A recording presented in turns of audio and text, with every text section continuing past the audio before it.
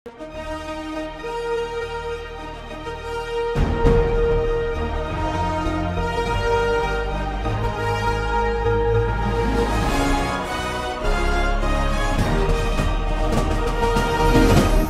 பார்த்து கொண்டிருப்பது உங்கள் ஜாஷ்வா டிவி.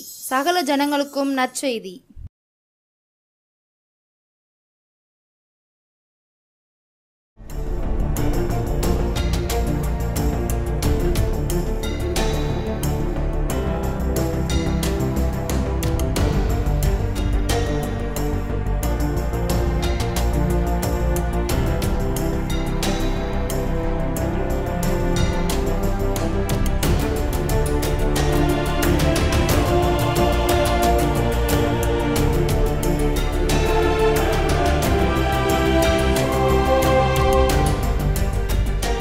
ஆண்டவராக இயேசு கிறிஸ்துவின் நாமத்தினாலே இந்த நாளில் நான் அந்த ஜோஸ்வா டிவி மூலமாய் உங்களை சந்திப்பதில் மிகவும் நான் மகிழ்ச்சி அடைகிறேன். கர்த்தர் நம்மை ஆசீர்வதிப்பாராக.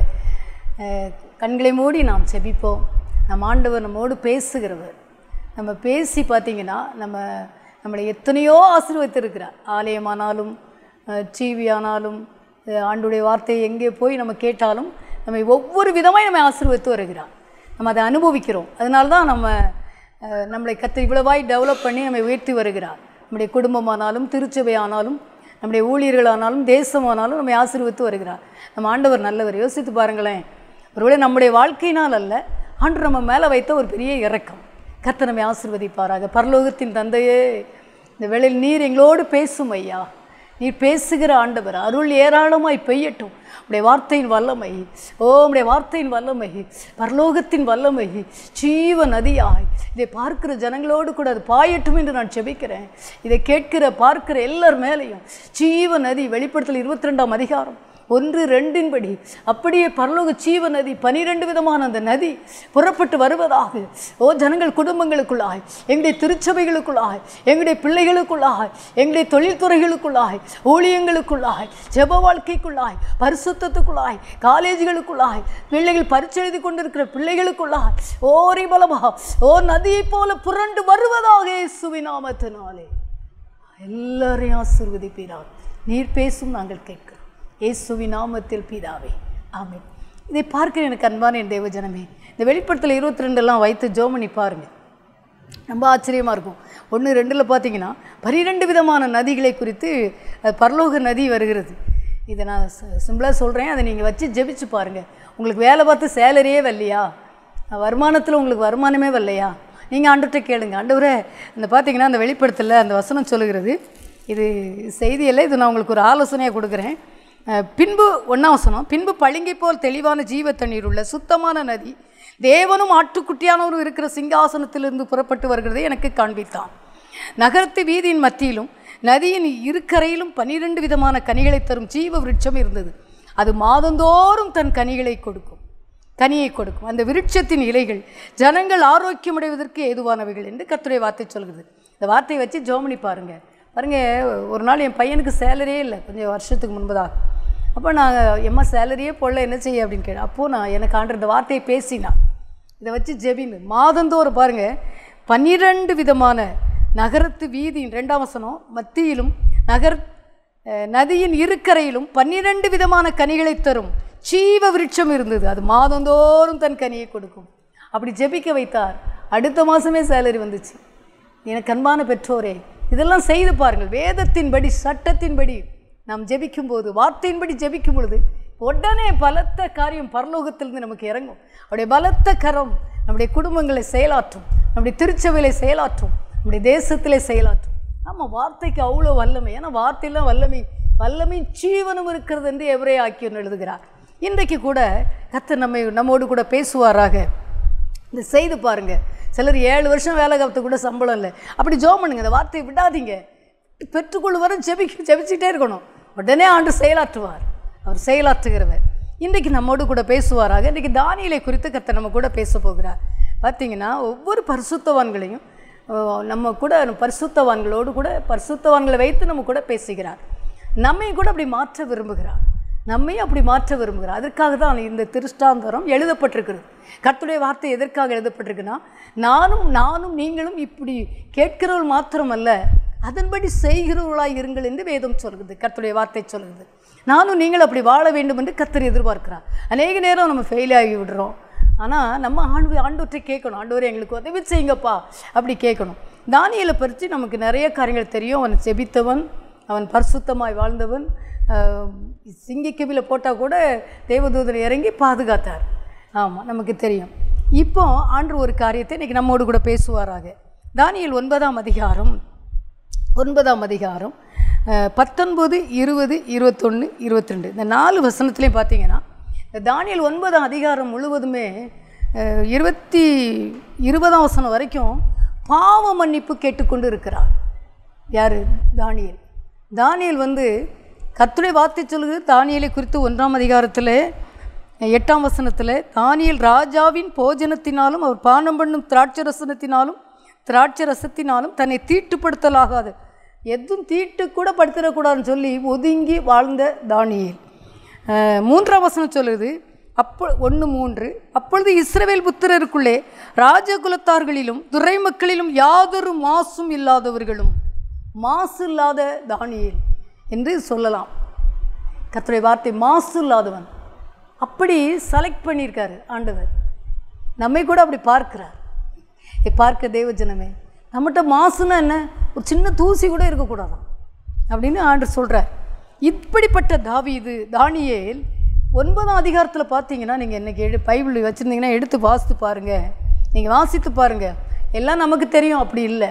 இந்த தானியேல் 9ஆம் அதிகாரம் அவ்வளவு பாவ மன்னிப்பை குறித்து தானியேல் அறிக்கை பண்ணுகிறார். ஆமாம், யாருக்காக அறிக்கை பண்ணுகிறார் தெரியுமா? நீங்கள் வாசித்து பாருங்கள்.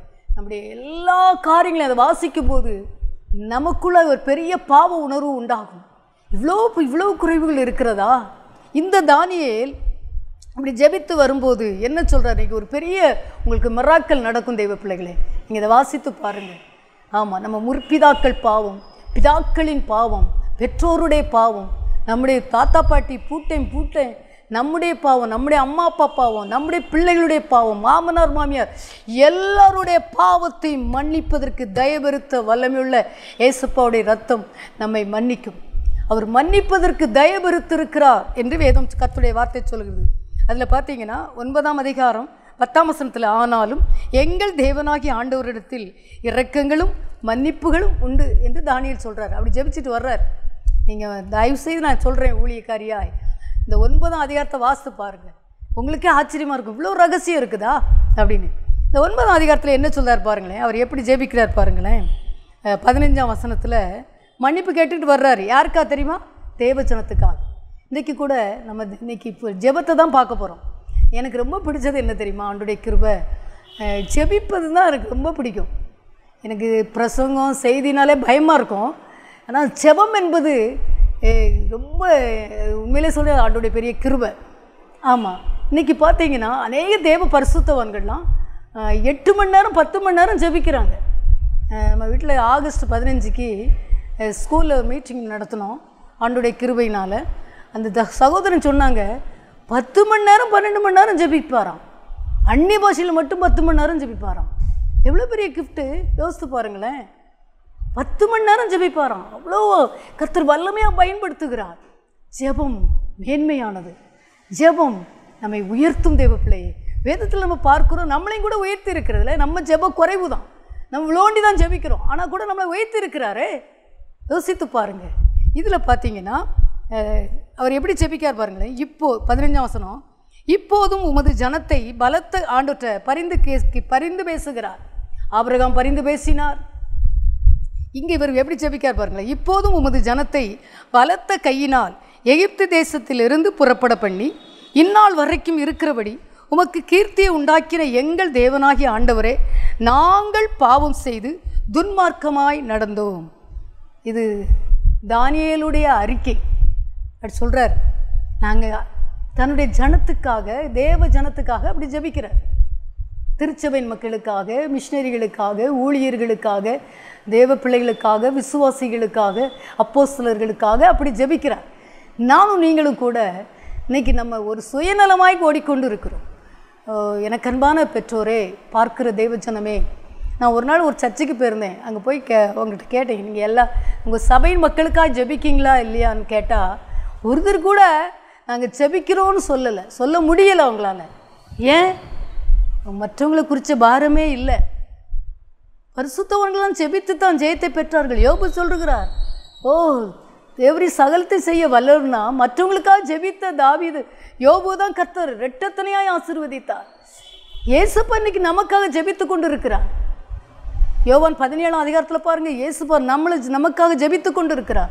நானும் நீங்களும் கூட நம்முடைய குடும்பங்களுக்காக மட்டுமல்ல, நம்முடைய பிள்ளைகளுக்காக மட்டுமல்ல, நம்மளை விசேஷமாக ஆசீர்வதிக்கணும்னா, நம்ம விடுதலையாக வாழணும், வெற்றியுள்ள வாழ்க்கை நீங்கள் நானும் வாழணும்னா, நம்ம ஒரு செப வீரனாய் மாறணும், ஒரு பரிசுத்தவானாய் மாறணும், நம்ம ஆசீர்வதிக்கப்பட்ட தேவ சந்ததியாக இருக்க வேண்டுமானால் நாம் மற்றவர்களுக்காக ஜெபிக்க வேண்டும். அதில் அவ்வளோ பெரிய ரகசியம் இருக்கிறது. இன்றைக்கி அநேகர் அதை செய்வதில்லையா? மற்றவங்களுக்கு ஜெபித்தா பாதிக்கப்பட்டுருமோ? இன்னும் இல்லவே இல்லை. இயேசுவா உங்கள் கூட இருந்து ஜெபிப்பார், உங்களுக்கும் விடுதலை தருவார், மற்ற ஜனங்களுக்கும் விடுதலை தருவார். இங்கே அப்படி சொல்கிறாரு, நாங்கள் பாவம் செய்து துன்மார்க்கமாய் நடந்தோம். பாவ அறிக்கை. இங்கே பாருங்களேன், இன்றைக்கி ஆண்டவர் சொல்கிறாரு, நீங்கள் அப்படி ஜெபிக்கும் போது என்ன நடக்கும்? நீங்கள் ஜெபித்து பாருங்கள். எல்லாருக்காக ஜெபிப்போம். ஊழியர்களை குறை சொல்லாதபடி, ஒருவேளை போதக பிதாக்கள், சபை ஊழியர்கள், கோயில் பணியாளர்கள், எல்லாருக்காக நம்ம ஜெபிக்க கடமைப்பட்டிருக்கிறோம். பரலோகம் நம்மை பார்க்கிறது. ஆமாம், அந்த ஜெபத்துக்கு பதில் உண்டு. இங்கே பார்த்தீங்கன்னா அவர் சொல்கிறார், எப்படி சொல்கிறார் பாருங்களேன். 19ஆம் வசனம், 19 பைபிள் எடுத்து வச்சுக்கோங்க. தானியேல் 9ஆம் அதிகாரம் 19ஆம் வசனம். ஆண்டவரே கேளும், ஆண்டவரே மன்னியும், ஆண்டவரே கவனியும், என் தேவனே உம்முடைய நிமித்தமாக அதை தாமதியாமல் செய்யும். உம்முடைய நகரத்துக்கும் உம்முடைய ஜனத்துக்கும் உம்முடைய நாமம் தரிக்கப்பட்டிருக்கிறதே என்றேன். தானியேலுடைய ஜெபத்தை பாருங்கள். கேளும், மன்னியும், கவனியும், தாமதியாமல் செய்யும். ஆண்டவரே ஜெபிக்கிறார் பாருங்களேன். ஒரு ஜெப வீரன். அதனால்தான் சிங்கம் அவனை சேதப்படுத்த முடியவில்லை. அதனால்தான் அவனை கர்த்தர் பாபிலோனில் உயர்த்தினார். 2 ராஜாக்கள் காலத்திலும் அவனுடைய காரியத்தை கர்த்தர் ஜெயமாய் மாற்றினார். ஜெபிக்கிறவன் தோல்வி அடைவது இல்லை. தோல்வி அடைவது போல இருக்கும், ஆனால் தோல்வி அல்ல, ஜெயம். தேவப்பிள்ளையே, வெற்றி வாழ்க்கை வாழ வேண்டுமா, ஜெயம் நீ எடுக்க வேண்டுமானால் ஜெபி. இன்றைக்கு கர்த்தர் உன்னை பார்த்து நேரடியாய் பேசுகிறார். ஜெபி, ஜெபி. பாருங்க வசனம் உம்முடைய எப்படி சொல்கிறார் பாருங்களேன். உம்முடைய ஜனத்துக்கும் உம்முடைய நாமம் தரிக்க. அப்போ யாருக்கு? கிறிஸ்தவ பிள்ளைகளுக்கு தான் ஜெபிச்சிருக்கார். இந்த வசனம் அப்படி எழுதியிருக்கு. 2-3 இடத்துல வருது. நீங்கள் வீடு வாசித்து பாருங்கள். அதை தாமதியாமல் செய்யும் உம்முடைய நகரத்துக்கும் உம்முடைய ஜனத்துக்கும் உம்முடைய நாமம் தரிக்கப்பட்டிருக்கிறதே என்றேன். மன்னிப்பு கேட்டு ஜெபித்துக்கிட்டு இருக்காரு. இன்றைக்கி நம்ம கூட ஜெபிப்போமா? அப்படி ஜெபிக்க இன்றைக்கி தொடங்குங்களேன். உங்கள் குடும்பத்தில் விடுதலை, உங்களுடைய பிஸ்னஸில் விடுதலை, உங்களுக்கு தொழில் ஓடலையா மற்ற தொழிலுக்காக ஜெபம் பண்ணுவோம். உங்கள் பிள்ளைகள் கீழ்ப்படியிலையா மற்ற பிள்ளைங்களுக்காக ஜெபம் பண்ணுவோம். நம்மளுக்கு நம்ம அந்தந்த காரியத்துக்காக ஜெபம் பண்ணி பாருங்கள். நமக்கு வீடு இல்லையா மற்ற வீடு இல்லாதவங்களுக்காக ஜெபம் பண்ணுவோம். கர்த்தர் நம்முடைய சிறையிருப்பை மாற்றுவார். மன்னிப்பு கேட்டு வர்றாரு. 20ஆம் வசனம் சொல்லுது, இப்படி நான் சொல்லி ஜெபம் பண்ணி என் பாவத்தையும், எப்படி சொல்கிறார் பாருங்கள், என் பாவத்தையும் என் ஜனமாகிய இஸ்ரவேலின் பாவத்தையும் அறிக்கையிட்டு என் தேவனுடைய பரிசுத்த பர்வதத்துக்காக என் விண்ணப்பத்தை என் தேவனாகிய கர்த்தருக்கு முன்பாக செலுத்தி கொண்டிருந்தேன். 4 இடத்துல சொல்றாரு என்ன சொல்றாரு பாருங்களேன். இப்படி நான் சொல்லி பாவம் ஜெபம் பண்ணி என் பாவத்தையும், ஏன் பாவம் சொல்கிறாரு. முதல்ல சொன்னார் நாங்கள் பாவம் செய்தன்னாரு. இங்கே சொன்னார் கிறிஸ்தவ ஜனத்துக்கு மன்னியும் கேட்குறாரு. இங்கே சொல்கிறார் பாருங்கள், நான் சொல்லி ஜெபம் பண்ணி என் பாவத்தையும் என் ஜனமாகிய இஸ்ரவேலின் பாவத்தையும் என் தேவனுடைய பரிசுத்த பர்வதத்துக்காக என் விண்ணப்பத்தை என் தேவனாகிய கர்த்தருக்கு முன்பாக செலுத்தி கொண்டிருந்தேன். 5 முறை சொல்கிறாரு என் என் என். இப்படி ஜெபித்து கொண்டிருக்கும்போது என்ன நடக்குன்னு பார்த்தீங்கன்னா, எனக்கு அன்பான பெற்றோரே, ஒரு பெரிய மிராக்கல் நடக்கிறது. 21ஆம் வசனம். உண்மையிலே இது நடக்கும். ஆண்டவர் அன்றைக்கு மட்டும் தேவதூரில் அனுப்பலை, இன்றைக்கும் அவர் ஜீவிக்கிறார். இன்றைக்கும் நம்ம கூட பேசுகிறார். இன்றைக்கும் நமக்கு எத்தனை காரியங்களை செய்து கொண்டிருக்கிறார். அவர் இன்றைக்கும் ஜீவிக்கிறார். நேற்றும் இன்றும் என்றும் மாறாதவர். இந்த வார்த்தை அப்படி எழுதியிருக்கு. நான் ஜெபம் பண்ணி கொண்டிருக்கும் போதே முதல் தரிசனத்திலே நான் கண்ட புருஷனாகிய காபிரியேல் வேகமாய் பறந்து வந்து அந்திப்பலி நேரமாகிய வேளையில் என்னை தொட்டான். இங்கே முழங்கால் படிட்டு ஜெபித்து கொண்டிருக்கிறார். பரலோகத்திலிருந்து தேவதூதன் வருகிறார். காபிரியேல் வருகிறார். காபிரியேல் நற்செய்தி சொல்லுகிற காபிரியேல் வருகிறார். வேகமாய் பறந்து வந்து அவருடைய ஜெப வேளையில் என்னை தொட்டான். பரலோகத்திலிருந்து கட்டளை வருகிறது. உங்களுக்கு இதுவரைக்கும் பதில் வரவில்லையா? மற்றவங்களுக்கு ஜெபம் பண்ணுங்க. கர்த்தருக்கு இப்படி எதிர்பார்க்கிறார். சுயநலமாக நம்ம வாழ்ந்தது போதும். ஆசீர்வாதத்தை தடை பண்ணினது நாமே தடை பண்ணினது போதும். தேவஜனமே பாருங்க, முன்பாக செலுத்தி கொண்டிருந்தேன். அப்படி ஜெபம் பண்ணிக்கிட்டு இருக்கும்போது வேளையில் தேவதூதன் வந்து தொடுறாரு. தானியேலை தொட்ட உடனே என்ன சொல்கிறார் பாருங்க, 23ஆம் வசனம். நீ மிகவும் பிரியமானவன். எவ்வளோ பெரிய பேர் பாருங்க. நீ மிகவும் பிரியமானவன். பரலோகத்திலிருந்து கட்டளை வருகிறது. நீ மிகவும் பிரியமானவன், ஆதலால் நீ வேண்டிக்கொள்ள தொடங்கின போதே கட்டளை வெளிப்பட்டது, நான் அதை அறிவிக்க வந்தேன். எனக்கு அன்பான தேவஜனமே, நம்மளை பார்த்து வெள்ளர் சொல்லலாம், இவங்களாம் ஒன்றுத்துக்கு ஆக மாட்டாங்க அப்படின்னு நம்மளை பார்த்து சர்டிஃபிகேட் கொடுக்கலாம், நம்ம குடும்பத்தாரே சொல்லலாம். ஆனால் பரலோகம் சொல்லுது, மற்றவர்களுக்காய் தேவஜனத்துக்காய் ஜெபிக்கிற உங்களை பார்த்து, நம்மை பார்த்து கர்த்தருடைய வார்த்தை சொல்லுகிறது, நீ மிகவும் பிரியமானவன். பிரியமானவன் எழுதாம நீ மிகவும் பிரியமானவன், ஆதலால் நீ ஜெபிக்க முழங்கால் போட்ட உடனே பரலோகத்திலிருந்து கட்டளை வந்தது. எனக்கு அன்பான பெற்றோரே, ஆதலால் நீ வேண்டிக்கொள்ள தொடங்கின போதே, நீ இந்த ஜனங்களுக்காக 9ஆம் அதிகாரத்தில் ஜெபிக்க ஆரம்பித்த பார்த்தியா, அப்பொழுதே பரலோகத்திலிருந்து வெளிப்பட்டுடுது. கட்டளை வெளிப்பட்டது, நான் அதை அறிவிக்க வந்தேன். சொல்லுகிற வார்த்தை நீ கவனித்து கேட்டு தரிசனத்தை அறிந்து கொள் என்று தேவதூதன் வந்து சொல்கிறார். எப்படி இருக்கும் யோசித்து பாருங்க. ஆண்டனைக்கு சொல்கிறாரு, உனக்கு உன் குடும்பத்துக்கு காபிரியேல் வர வேண்டுமா, நற்செய்தி வர வேண்டுமா? கர்த்தர் சொல்கிறாரு, மற்றவங்களுக்காக ஜெபிங்க. நம்ம தேவஜனங்களுக்காக வெறுக்கக்கூடாது, நாம் ஜெபிக்க வேண்டும். பிசாசு ஒவ்வொருவருக்கும் ஒவ்வொரு வெறுப்பை போட்டு ஒவ்வொருவரையும் ஜெபிக்க விடாமல் ஆக்கிட்டான். ரொம்ப கேர்ஃபுல், ரொம்ப கவனம். இன்னைக்கு கர்த்தர் சொன்னது நான் உங்கள் மத்தியில் சொல்கிறேன். தயவு செய்து எல்லாரையும் மன்னிச்சிருவோம். நமக்கு விரோதமாக பேசலாம், விரோதமாக செயல்படலாம், விரோதமாக பார்க்கலாம், அற்பமாக நினைக்கலாம், எல்லாத்தையும் தூக்கி தூர போட்டு தானியேலை போல ஜெபிக்க ஆரம்பிப்பீங்களா? பாருங்க, தானியேல் அடிமையாக கொண்டு வரப்பட்டவன். அவனை எல்லாரும் நேசித்திருப்பாங்கன்னு நினைக்கிங்களா? இல்லை. ஆனால் அவன் ஜெபித்த உடனே பரலோகம் களிகூர்ந்து பரலோகம் தேவதூதன் இறங்கி வர்றார். இன்றைக்கு கூட உங்களுடைய வாழ்க்கையில் நீங்கள் நற்சாட்சி பெறுவீர்கள். உங்களுக்கு நற்செய்தி கொண்டு வருவார். நீங்கள் எந்தெந்த காரியத்துக்காய் கலங்கி கொண்டு இருக்கிறீர்களோ கர்த்தர் சொன்னார். உண்மையிலே தேவனுடைய நான் மகிமைக்காக சொல்லுகிறேன், எனக்கு கர்த்தர் சொன்னது மட்டும்தான் எனக்கு பிரசங்கம் பண்ண தெரியும். நான் தைரியமாக சொல்ல முடியாது, எனக்கு ஒன்றுமே தெரியாது. நான் உங்கள் மத்தியில் சொல்கிறேன், நான் ஃப்ரெஸ்டேஜ்லாம் பார்க்க மாட்டேன், எனக்கு தெரியவே செய்யாது, எனக்கு எதையும் பிரசங்கம் பண்ண தெரியாது. கர்த்தர் சொன்னார், எல்லாரையும் தேவ ஜனங்களுக்காய் ஜெபிக்க சொல், திருச்சபையின் மக்களுக்காய் ஜெபிக்க சொல், போதக பிதாக்களுக்காய், சபை ஊழியர்களுக்காய், கோயில் பணியாளர்களுக்காய், மிஷினரிகளுக்காய், அப்போஸ்தலர்களுக்காய், சுவிசேஷகர்களுக்காய், துண்டு பிரதி கொடுக்குற எல்லாருக்காகவும் பாஸ்டர்ஸ்களுக்காய் ஜெபியுங்கள் என்று கர்த்தர் சொல்லுகிறார். இன்னைக்கு நம்மை பார்த்து சொல்லுகிறார், சுயநல ஜெபம் தூக்கி தூர போடுங்க, இன்னைக்கு ஜெபிங்க, தேவதூதன் இறங்கி வருவார். நற்செய்தி தேவ பிள்ளையே, காபிரியேல் வந்தா உங்களுடைய வாழ்க்கையில் தேவதூதன் வருவார். என்ன தெரியும், என்ன நடக்கும் தெரியுமா? நற்செய்தி கட்டாயம் கர்த்தர் செய்வார். பார்த்தீங்கன்னா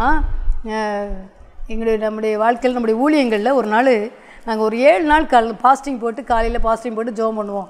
ஆண்டவர் ஒரு நாள் பேசினார். ஒரு 4 மாதம் இருக்கும். எங்கிட்ட ஆண்டவர் பேசினார். உடனே நாங்கள் அதை சரி அப்படி செய்வோம் அப்படின்னு சொல்லி காலையில் எல்லோரும் கூடி ஒவ்வொரு மணி நேரம், 1.5 மணி நேரம் அப்படியே உட்காந்து எல்லோரும் வேலையை போட்டு வந்து கொஞ்ச நேரம் 6 நாளும் ஜெபம் பண்ணோம். 7ஆவது நாள் ஆண்டவர் பேசினார். 6ஆவது நாள் பேசினார். நான் உங்களுக்கு நற்செய்தின்னு சொன்னார். ஆமாம், நற்செய்தின்னு சொன்னார். உண்மையிலே அதே மாதிரி எங்கள் உடன் ஊழியர் பிள்ளைக்கு நல்ல ஒரு திருமணத்தை கர்த்தர் நடத்தி கொடுத்தார். எனக்கு அன்பான சகோதரிகளே, நற்செய்தி என்றால் நமக்கு பெரிய காரியத்தை உங்களுக்கு செய்ய போகிறார். ஒருவேளை உங்கள் பத்திரம் முடிக்காமல் இருக்கலாம், நீங்கள் பல சிக்கல்களில் மாட்டிக்கிட்டு இருக்கலாம், அதெல்லாம் கர்த்தர் கிளியர் பண்ணுவார். நற்செய்தி நீங்கள் இதை சொல்லி பாருங்கள். காபிரியேல் வந்த இடம் எல்லாம் நற்செய்தி தான். தூதர்கள் எங்கே வருவாங்க தெரியுமா? சகரியாட்ட என்ன சொன்னாங்க தெரியுமா? தூதர்கள் எதுக்கு வருவாங்க? சகரியாவில் லூக்கா சுவிசேஷம் 1ஆம் அதிகாரத்தில் கர்த்தருடைய வார்த்தை அப்படி எழுதியிருக்கிறது. கர்த்தருடைய வார்த்தை எழுதியிருக்கிறது. சகரியா வந்து பயப்படுறாரு. தேவதூதன் வந்து பேசினோடனே 1:19 சொல்கிறாரு, தேவதூதன் அவனுக்கு பிரதித்திரமாக, நான் தேவ சன்னிதானத்திலிருந்து நிற்கிற காபிரியேல் என்பவன், உன்னுடனே பேசவும் உனக்கு இந்த நற்செய்தி அறிவிக்கவும் அனுப்பப்பட்டு வந்தேன்னு சொல்கிறார். ஆமாம், அப்படி சொல்கிறார். பரலோகத்திலிருந்து வர்றவங்க, தேவதூதன் சும்மா வரல, தேவனுடைய சன்னிதானத்தில் இருந்து நிற்கிற காபிரியேல், அங்கே பரலோகத்தில் நிற்கிறவர் நமக்காக இறங்கி வருவார், உங்களுக்காக இறங்கி வருவார். அன்றைக்கு வந்தவர், தானியேலுக்காய் வந்தவர், அந்த ஜெபத்தை கேட்டவர். நீங்கள் மற்றவர்களுக்காக ஜெபிக்க வேண்டும் என்று கர்த்தர் எதிர்பார்க்கிறார். இன்னும் ஒரு வசனத்தை மட்டும் வாசித்து நம்ம முடிக்க போகிறோம். இன்றைக்கு அதை பெற்றுக்கொள்ளுங்கள். நாங்கள் அப்படி விசுவாசிப்போம். தேவதூதன் வந்துட்டார், ஏன்னா ஆண்டவர் ஒருவர் மூலம் பேசிட்டார்னா உடனே நாங்கள் அதை என்ன செய்வோம்னா, ஆமாப்பா இப்போ அப்படி சொல்லிட்டாங்க ஆண்டவர், நமக்கு எத்தனையோ நற்காரியங்களை நம்ம வாங்கியிருக்கோம், நீங்களும் வாங்கியிருக்கலாம். இது தேவதூதன் கொண்டு வருகிறார் தெய்வ பிள்ளையே. இப்போ பார்த்தீங்கன்னா அப்போஸ்தலர் 12ஆம் அதிகாரத்தில் இங்கே பார்த்தீங்களா எல்லாரும் ஜெபிச்சாங்க. ஜெபத்தில் அத்தனை மேன்மை. அதான் மறுபடியும் சொல்கிறேன், அந்த வசனம் சொல்கிறது 12ஆம் அதிகாரத்தில், அப்போஸ்தலர் 12ஆம் அதிகாரத்தில் பேதுரு சிறைக்குள்ள இருக்கிறாரு, தூங்கிட்டு இருக்கிறாரு, பயங்கர பிரச்சனை. ஆனால் ஆண்டவர் வசனம் என்ன சொல்லுதுன்னா, தூதன் வர்றார். நமக்கு எல்லாருக்குமே தெரியும், இன்றைக்கி உங்கள் வீட்டுக்கும் தூதன் வர்றார், விசுவாசிங்க. உங்கள் கடைக்கு வர்றாரு, உங்கள் பிஸ்னஸில் வர்றாரு, உங்கள் பிள்ளைகளுக்காரங்களை வர்றாரு, வேலை ஸ்தலத்தில் வர்றாரு, எல்லா இடத்துக்கும் வர்றாரு. ஒரு செகண்டில் பறந்து வந்து எல்லா காரியங்களும் செய்வார். தேவன் அனுப்புகிற காபிரியேல் தேவதூதர்கள். மிகாவேல் வருவார், யுத்தம் பண்ண வருவார். இல்லை 10ஆம் வசனம் சொல்கிறது 12:10, அப்போஸ்தலர் 12:10, அவர்கள் 1ஆம் காவலையும் 2ஆம் காவலை கடந்து நகரத்திற்கு போகிற இருப்பு கதவண்டையிலே வந்தபோது அது தானாய் அவர்களுக்கு திறவுண்டது. தானா ஓப்பன் டோர், தானாய் திறக்கிறது. இது வரைக்கும் நம்ம தட்டி தட்டி பார்த்து திறக்கலையா, இழுத்து பார்த்து திறக்க முடியலை. ஆண்டவர் பாருங்க, தானாய் திறக்கிறது இருப்பு கதவு. 3ஆம் கதவு, 1ஆம் கதவு 2ஆம் கதவு வெளியே வர்றாங்க, 3ஆம் கதவு தானாய் திறக்கிறது. உங்களுடைய வாழ்க்கையில் பெரிய ஒரு தானாய், ஒருவரும் திறக்கக்கூடாதை பூட்டுகிறவர், ஒருவரும் பூட்டக்கூடாதை திறக்கிறவர் நம் ஆண்டவராக இயேசு கிறிஸ்து சொல்லுகிறார். நான் திறக்க முடியாத திறப்பேன், பூட்டக்கூடாதை திறக்கிறவர். இன்றைக்கி ஆண்டவர் சொல் நற்செய்தி, நற்செய்தி தேவ பிள்ளையே. பேதுரு வாழ்க்கையில் சிறையெல்லாம் எல்லாம் திறக்கப்பட்டது. தேவதூதன் இன்னைக்கு உங்களுக்கு நம்மால் செய்ய முடியாததை நம் ஆண்டுடைய கரம் நமக்காய் செய்து முடிக்கும். நம் தேவனுடைய கரம் வல்லமையுள்ள கரம், பராக்கிரம் உள்ள கரம். இன்றைக்கி மனம் திரும்புவீர்களா? சுயநலமாக, மறுபடியும் சொல்கிறேன், சுயநலமாக ஜெபிக்காதீங்க. இப்போ ஜெபிங்க. இப்போ ஒரு மணி நேரம் கிடைச்சா உடனே மற்றவங்களுக்காக ஜெபிங்க, ஸ்தாபனங்களுக்காக ஜெபிங்க. மிஷினரிகள் கஷ்டப்படுறாங்க, ஜெபம் பண்ணுங்க. குடும்பங்களுக்காக ஜெபம் பண்ணுங்க, பிள்ளைகளுக்காக ஜெபம் பண்ணுங்க, படிக்கிற மிஷினரி பிள்ளைகளுக்காக ஜெபம் பண்ணுங்க. ஏதாவது உதவி செய்யுங்க. கையை இருக்க கட்டி கிடிச்சிட்டு இது எங்களுக்கு வேணும் இல்லை, கர்த்தருக்காக கொடுப்போம், கர்த்தருக்காய் வாழ்வோம், பரலோக ராஜ்யத்தில் பங்கடைவோம், பரலோக பிளஸிங்கை பெற்றுக்கொள்வோம். காலம் காலமாய், நித்திய நித்தியமாய் எல்லா தேவனுடைய சுதந்திரத்தை, தேவனுடைய ராஜ்யத்தில் இருப்பதை நாம் நாடுவோம், பெற்றுக்கொள்வோம். தெய்வ பிள்ளையே, கண்களை மூடி நாம் செபிப்போமா? கர்த்தர் நம்மை தேவதூதன் உண்மையிலே வருகிறார். நீங்கள் விசுவாசிங்க, ஊழியனை பார்க்காதீங்க, கர்த்தருடைய வார்த்தையை பாருங்க. இவங்க என்ன சொல்றது? நோ, கர்த்தர் சொல்லுகிறார், அது நடக்கும். எத்தனையோ காரியங்களை சொல்ல முடியும். தேவ பிள்ளையை ஜெபிப்பீர்களா? இன்றைக்கு ஜெபம் பண்ணுங்க. அவங்கள குற்றப்படுத்தி இவங்களை குற்றப்படுத்தி ஒருத்தரையும் குற்றப்படுத்த வேண்டாம். நம்ம ஜெபிப்போம், கர்த்தர் பெரிய காரியங்களை செய்வார். ஓ மை காட், தானியேல் கூப்பிட்ட போது தட்டாமல் பதில் கொடுத்தவர். ஓ மை காட், நீங்கள் கூப்பிடும்போது உங்கள் காரியங்களை அவரே செய்வார், உங்கள் பிள்ளைகள் காரியங்களை அவரே செய்வார், எல்லாவற்றையும் செய்வார். எல்லாம் என்னென்ன சிக்கல்லாம் இருக்கும் அதெல்லாம் இன்றைக்கு எடுத்து போட போகிறார். எல்லா சிக்கலையும் இயேசு கிறிஸ்துவின் ரத்தம் தைக்கிறதற்காய் நன்றி. தானியேல் கூப்பிட்ட போது தட்டாமல் பதிலளி தீர, தம்மை நோக்கி கூப்பிடும் எனக்கு தட்டாமல் பதில் தாருமே. தம்மை நோக்கி கூப்பிடும் எனக்கு தட்டாமல் பதில் தாருமே. ஏழையின் ஜெபத்தை கேட்கிற தேவன், ஏழையின் ஜெபம் கேளுமே. அப்பா, என்னை பார்க்கிற என் ஜனங்களை ஒரு தானியேலாய் முத்திர போடுங்கப்பா, ஜெபிக்க வச்சிருங்கப்பா, ஜெபிக்க வச்சிருங்க. மற்றவர்களுக்காய் போராடி மன்றாடி பரிந்து பேசி அழுது ஜெபிக்கட்டும் ஐயா. ஓ தேவதூதன் அவருடைய வீடுகளில் ஓக்கவா இறங்கி நற்செய்தி கொண்டு வருவாராக.